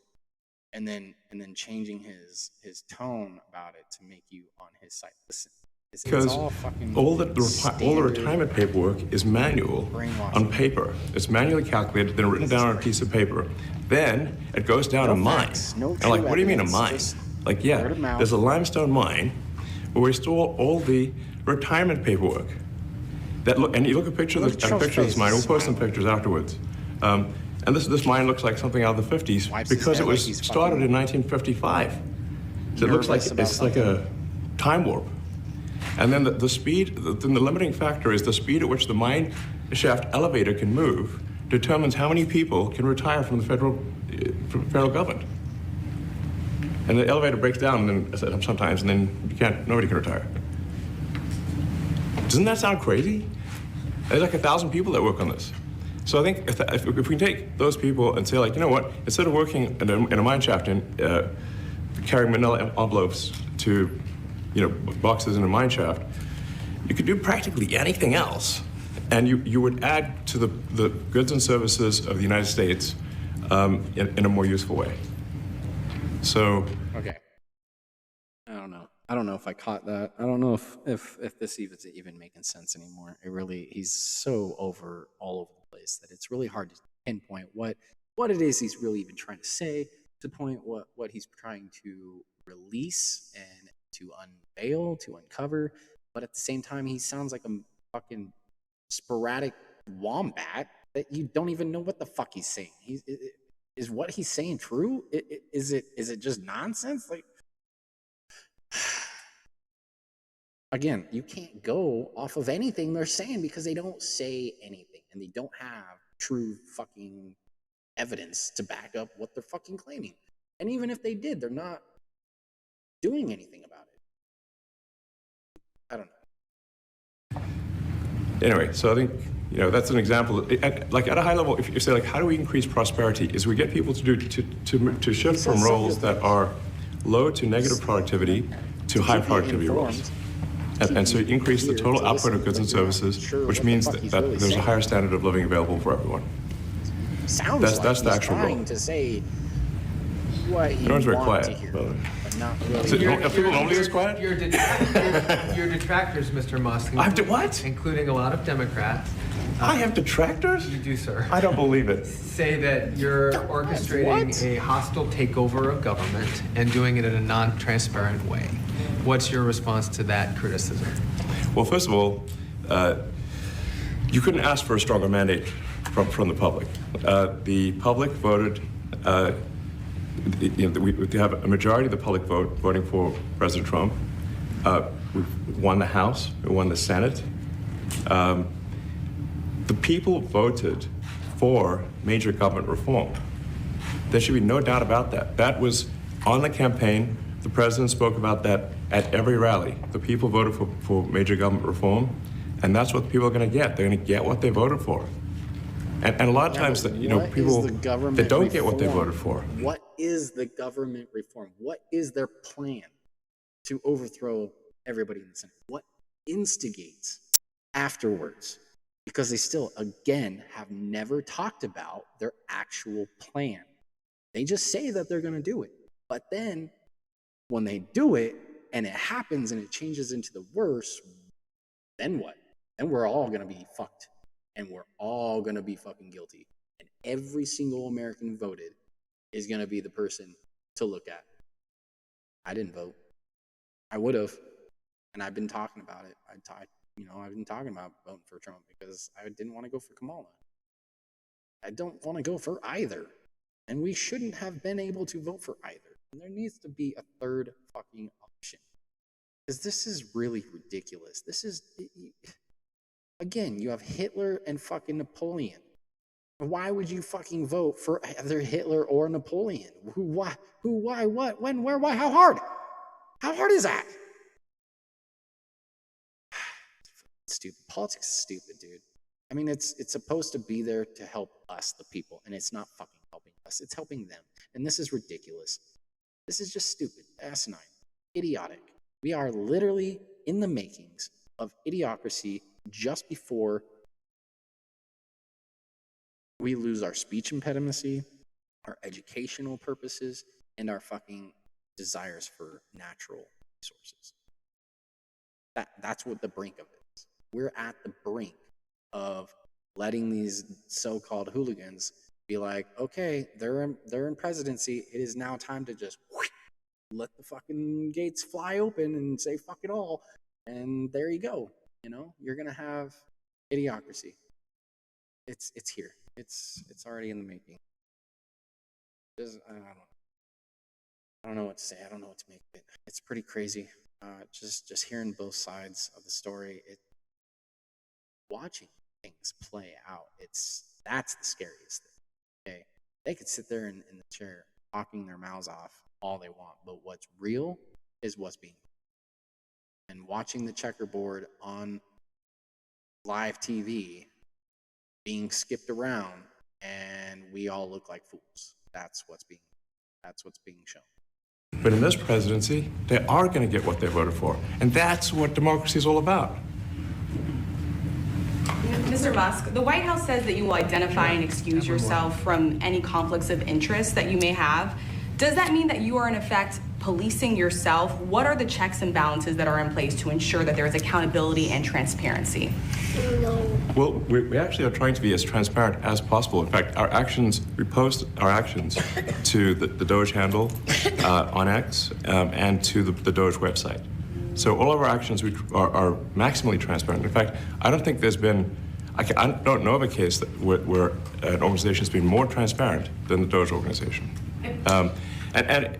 So, and the kind of things we're doing are, I think, very, very simple and basic. They're not, what I mentioned, for example, about Treasury, just making sure that payments that go out, taxpayer money that goes out, is categorized correctly, that the payment is explained, that organizations on the do not pay list, which takes a lot to get there, that actually are not paid, which currently they are paid. These are not individual judgment decisions. These are about simply having sensible checks and balances in the system itself to ensure that taxpayer money is spent well. So it's got nothing to do with, like, say, a contract with some company of mine at all. But if there is a conflict of interest when it comes to you yourself, for instance, you've received billions of dollars in federal contracts when it comes to the Pentagon, for instance, which the president, I know, has directed you to look into. Yeah. Are you policing yourself in that? Is there any sort of accountability check and balance in place that would provide any transparency for the American people? Well, all of our actions are fully public. So if you see anything, you say, like, wait a second, hey, Elon, that seems like maybe that's, there's a conflict there. It's not like people are going to be shy about saying that. They'll say it immediately, Including you yourself. Yes. But transparency is what builds trust, not simply somebody asserting trust. So not somebody saying they're trustworthy, but transparency, so you can see everything that's going on. And then you can see, am I doing something that benefits one of my companies or not? It's totally obvious. 3, 2, 1. On the latest edition of the Bloomberg Business Week podcast, a conversation with Max Chafkin of Business Week on Elon Musk's offer to buy OpenAI and CEO Sam Altman's reaction to that bid. We watched that also. He's a big businessman. He's a successful guy. That's why we want him doing this. We don't want an unsuccessful guy doing this. Now, one thing also that Elon hasn't really mentioned are the groups of people that are getting some of these payments. They're ridiculous. And we're talking about billions of dollars that we've already found. We found fraud and abuse. I would say those two words as opposed to the third word that I usually use, but in this case, fraud and abuse. It's abusive because most of these things are virtually made up, or certainly money shouldn't be sent to them. And you know what I'm talking about. And again, now that Trump takes back over the conversation, he's just pinpointing stuff. He's not fucking bringing up, evidence. He's not spreading the words of who. Of course, he can't, because these people are super fucking rich and powerful, and saying so would probably get himself killed. But it's still the facts that they are out there, regardless of him saying bullshit or not. Those are true facts. There are higher rich people out there fucking benefiting over their abuse of power, and that is 100% true. But he's also one of them. So he sits there and he's, praising on these. I wouldn't say praising. He's more, what's the word? Not feasting. He's not relinquishing. At the word when you're basically, in a way, in a metaphorical way, like sucking the power out of the people who think that they're in power and are really not. Ever. It's, I don't know. Regardless, they're sapping it. They're sapping the people, trying to get them on the edge, trying to get them to make them. Obviously, they're not gonna say got nothing.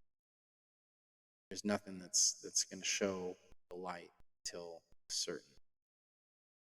So this whole thing, this is just crazy. The world's crazy. And we're all walking along for the ride on this huge train ride that just is about to go over the edge. I want to go over the edge. I'm going to run towards the back of the caboose and jump off at the last second. Because I'm not going over the edge. I'm not a sheep. Sure, I'd like to know what's going on. I'd like to understand a whole bunch before doing that, but from what I see and from what I know, it's not going down the road that we all hope to get. So know your facts, shit. Know everything before you get into it. But that is all I'm going to do on this. During that interview, though, he only interrupted once. I didn't see the kid actually really being a nuisance as he was in that other video clips. Again, though, this was about halfway through the interview, not the entire thing, so his kid's still a nuisance, and they're still overprivileged, regardless. Let's check out and see what we got going on in the video game world today. we have new stuff coming out. Let's see. Square Enix just released some new insights. I got some big news on not Final Fantasy, but another game that I absolutely love. Yes, and enjoyed playing, still have yet to beat, which I do hope to start playing here soon. I did not hear anything. Let's check out their actual site. Now they do have insights on the new Final Fantasy VII Part 3. Got Downtrail, is that Final Fantasy 14? No way, they're getting ready to make Dragon Quest 3? That's awesome. Final Fantasy 16, I do have insights on that. I did reclaim my game. Unfortunately, I had to repurchase it. Not happy about that, but I did get my Final Fantasy 16 back, just because I am a diehard Final Fantasy fan and I have to have my Final Fantasy games. And Spider-Man 2 is way too expensive. Still, $70 for a fucking used copy. That still, like, even for I buy a brand new copy for $70, but a used copy is still $70 fucking dollars. Get out of town. And I'm pissed because my copy was only played one time. One time. So so angry about that. So Final Fantasy 16 has an update. I did hear about some updates coming up with Final Fantasy 16. I still have not played Crisis Core. I still have Crisis Core to play. What's the other one? I'm not seeing anything on. Let's search up Final Fantasy real fast because I'm not seeing anything here on Square Enix.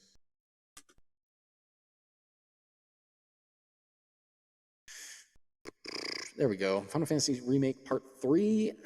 Date, platforms, name, gameplay, and exchanges. Let's see. We have oh my god, no fucking way. No way. So Final Fantasy VII Remake was released in 2020. Rebirth was released in 2024. I thought it was only 2 years after. So it would make sense to see Final Fantasy Part 3 in 2028. Fuck no. Fuck no. I can't wait till 2028 for the Part 3. Get your asses moving. I want to see this Part 3. I want to play through Part 3. God damn it, I'm already there. But no, that's a long ways, man. 2028 is when they're thinking about releasing it. There is no absolution, though. There's no absolution. We don't have an absolute definition or definite release date.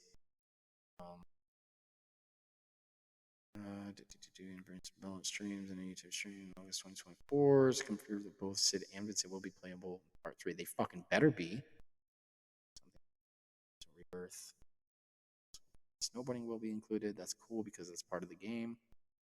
So I could see not having snowboarding right now. But yeah, I'm not seeing anything new on it. Doesn't say anything on release date, so still nothing on Part 3 coming out. So we will be getting into the original game and playing through the Part 3 sector, which is the Forbidden Forest that we're getting to, and getting to the temple. And did Wutai already, which was actually Part 2. Technically, it's supposed to be part of Part 2 as an optional quest. You don't have to do Wutai. Wutai is totally optional for Yuffie. Collect Yuffie. That is the right. So that is huge. I don't know if that's going to be a part of. Well, actually, what they did in the remake, I'm really inspired by, because they did blend the war. I mean, they mentioned the war in the original, right? But they don't really show the war, and it's a whole optional field anyway. But with them blending the war in Rebirth, I fell in love with that because the aspect of it is the fact that they are at war, but they don't really go into that in the original. They just mention it. talk about how the war has devastated certain villages and certain towns because the Shinra company and the Wutai country. It's a huge fallout policy between the actual Wutai people and the Shinra, and the Wutai people are actually trying to serve a huge monument that's dedicated to the ancients, and of course Shinra wants it. So that's a huge story play out that needs to be tied in. That's if they go into it. So yeah, might be getting back into some Final Fantasy this weekend to recap Final Fantasy VII Part 2, and then get back into the original gameplay. Now, there was another story that was mentioned. Search this out. Is a remake of one of my absolute favorites, which I've been trying to get into on the classic form because I miss playing that damn game. But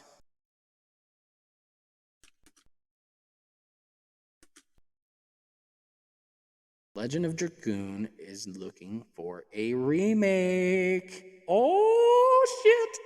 It's in the works. Director confirms that the Legend of Dragoon remake is in the works. Oh, dude, that's so exciting. Oh, that's so exciting. A remake inspired by a remake. Damn straight, motherfucker. I cannot wait. I cannot wait. We're gonna be playing some of this. Oh, we're getting back into our RPG games. Bro. So yeah, Final Fantasy, Legend of Dragoon, and I wanted to get back into the Legend of Zelda games, but my Nintendo got stolen, so I can't do that now. Fucking disappointed with that shit, but we will. We'll get back into the Legend of Zelda games eventually. If not, well, I just missed a big fucking series of games, but Final Fantasy is my main. Sorry, Zelda. I've always been a fan of Final Fantasy fan over Zelda. My grandparents had both on the regular Nintendo, and I couldn't play either one. I was so confused. Oh, I love those games though. God, playing those old school Nintendo games is like, what am I doing? What am I going? What is this? I just die and then reading. It's just reading. Yeah, those games are fun. Classic games. Of course, I've never beaten them. I think I played Zelda more, to be honest, the original. But still love them all. We do have the first 6 remastered, well, not remastered, but the first 6 classics on PlayStation 5. They were a bundle pack. They're not remastered or remade, they're just updated to the PS5. But it is all the original 6. So I have the original 8. I think I'm missing 9. It's the only one I'm missing. So, which I even have 10 and 10 too. So that's the news on Legend of Dragoon and Final Fantasy. Let's look up No Man's Sky, because that's another game I really wish to get back into. Something that, oh, hey, go back. There's an actual nomansky.com. Oh my Lanta, why didn't I have this? Oh my Lanta, I need to have this. Yes. Necessary, analyze, whatever. Oh man, they just had this giant update too. This update's going to be amazing. I don't know if it just went through or if it's just about to go through, but they are doing a big update, and it's going to be amazing. It already looks pretty cool. New builds.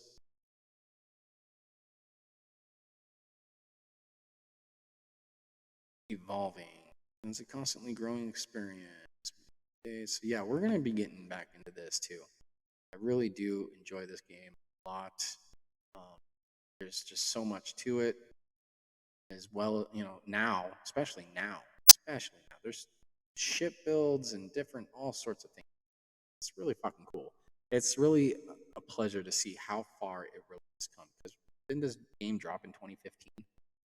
So it's been 10 years, and it's the greatest 10 years I've ever enjoyed. You know, I really do feel like this game has a long way to go still. Great game. And they just added new weather systems. Wow, they have tornadoes now? That's crazy. Yeah, I can't wait. I can't wait to see all what's new. Twitch drops. They have Twitch drops? What? Yeah, I want to get started. Fuck yeah. What the hell?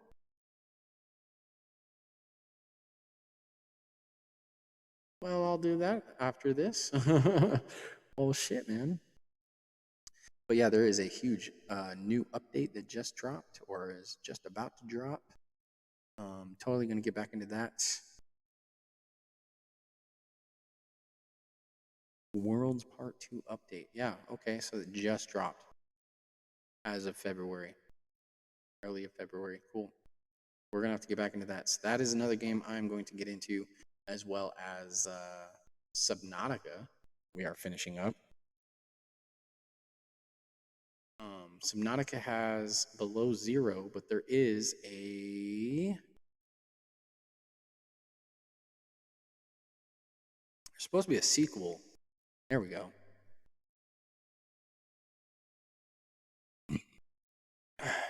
Look at that. And this one's supposed to be multiplayer. So this one's going to be multiplayer.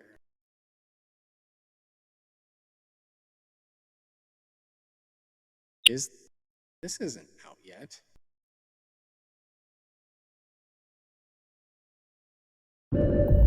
Dude, they have a fucking trailer? Oh shit. This looks cool.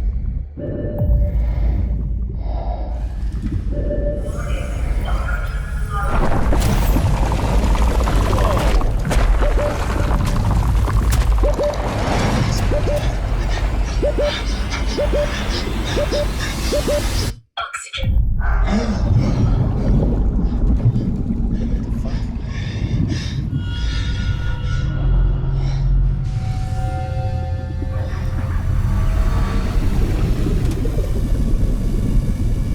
Multiplayer.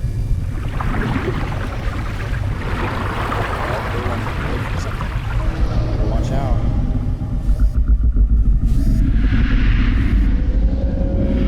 Dude, what is that?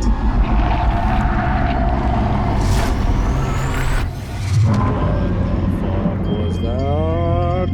That's awesome. Subnautica 2. Oh, I can't wait for that. That's awesome. That is awesome. Hells yeah.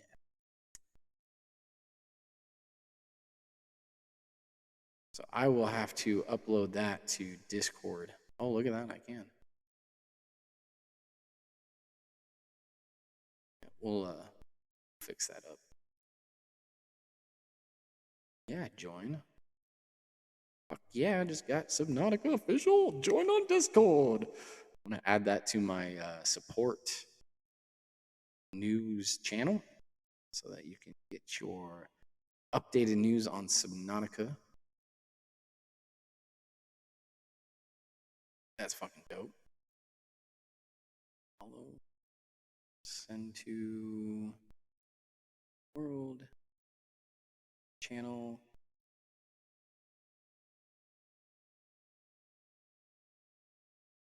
Do I have a Subnautica? Subnautica. Don't have a Subnautica channel. Well, I need to make one.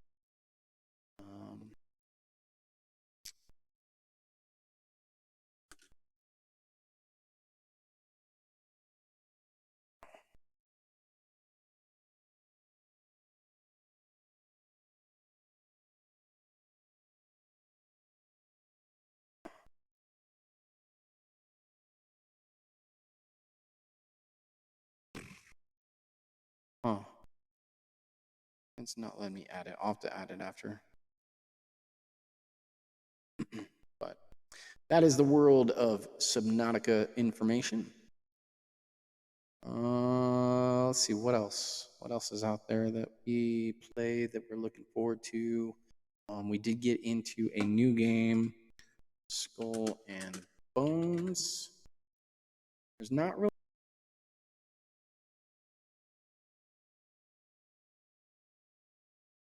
It is a Ubisoft.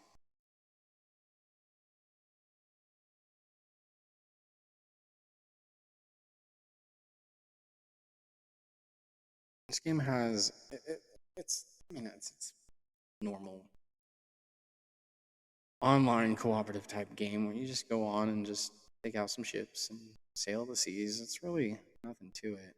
It's not, it doesn't really spring out at me saying play me all the time, but I do love it. I do like the game itself, the aspects about it. I did want a pirate game that was basically what this is about.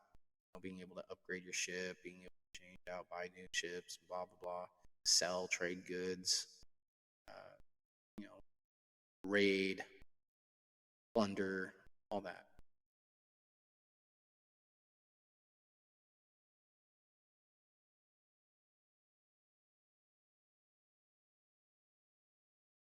Ubisoft is going under, though. I feel bad for Ubisoft because I've been a Ubisoft fan since day one. Growing up, a lot of Ubisoft games over the time period. Now to watch Ubisoft kind of die out just sucks. I'm not seeing jack shit on this, though.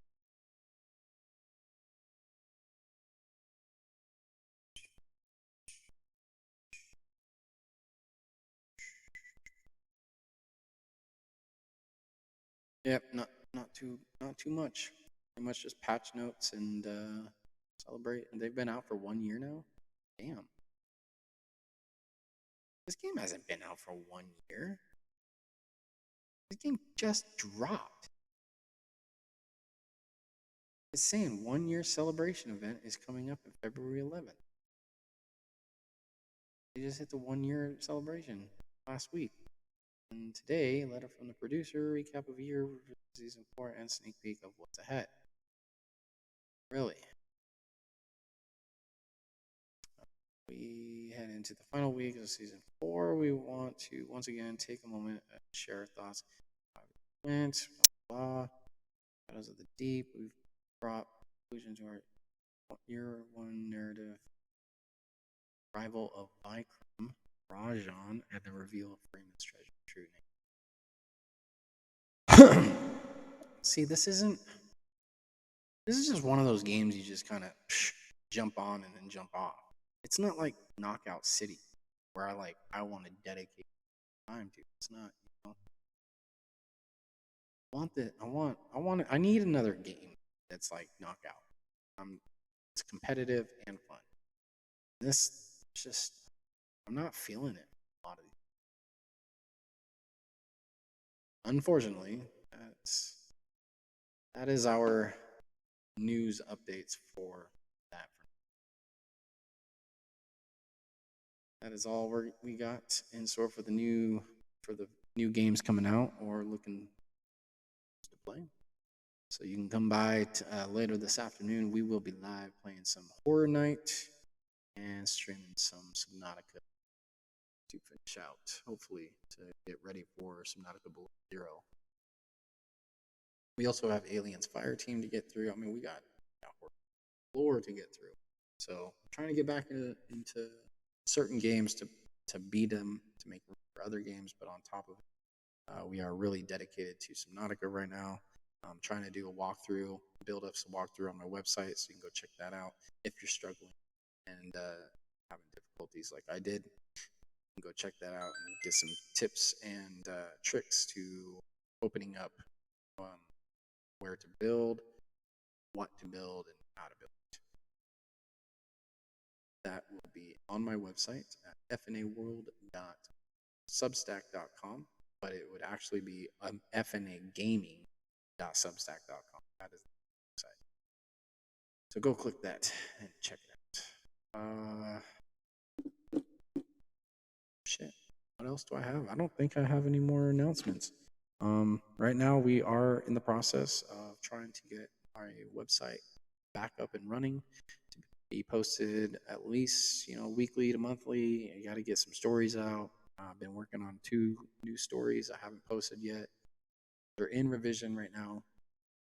It's just kind of been a struggle over the last couple of weeks, trying to stay focused, trying to stay mind-driven, stay on topic. There's too much going on. There's too much talk about stupid shit. There's too much little time that I got between crap. There's also interruptions. So it's really hard to stay focused as a writer, focusing on the reality of what it is I'm trying to do, what I need to do, and what I want to do. It's almost like I'm fucking creating ADHD or something. It's really crazy. I don't know. I'm all over the fucking place. And I'm trying to make do, I'm trying to make right, and I'm trying to, enjoy what it is that I want to do. And I'm falling apart, not knowing if I even enjoy doing this. But, that's where we're at. That's what I got going on. And that was the news and updates for this evening. Well, I guess morning. We are going to break off from our podcast. So I appreciate all those listeners out there. Much love to you guys. All have a great hump day. And come by later today and check out our stream on Twitch. We'll be streaming some horror game. Again, playing that Subnautica. Hoping to beat it and some other games. On top of it, this weekend we do have Final Fantasy and possibly some Skull and Bones to get into, community games, and trying to reach our goals. We do have goals set up and can reach our goal. We do have this new little itty bitty thing for a little nitro gummy that we will be taking part in the challenge if we can reach those goals. So come by, check it out. That like and follow, come by and support and help us reach our goals. And if we reach our goals, we will be doing the little nitro challenge in celebration. So I appreciate you, everybody. Hope you have a good day. And well, my friends and kiddos, it's that time. This has been fun. I'm missing stuff. I don't know what I'm missing. But again, shout outs to my sponsor, Raven Brew Coffee. And go check out my merch on sale. Well, actually, we just had our sale end. But go check out my merch, FNAworld.threadless.com. You can get yourself a t-shirt for $17 or a front and back t-shirt for $27. I like the front and backs. I do a lot of poetry writing on the backs or cool designs for the backs as well. So go check out the front and backs of all my t-shirts. I do have different types of designs for different types of designs. Anyway, so merch sale, sponsors, shout outs. I think that's about it. We're going to go get our game on. See y'all soon.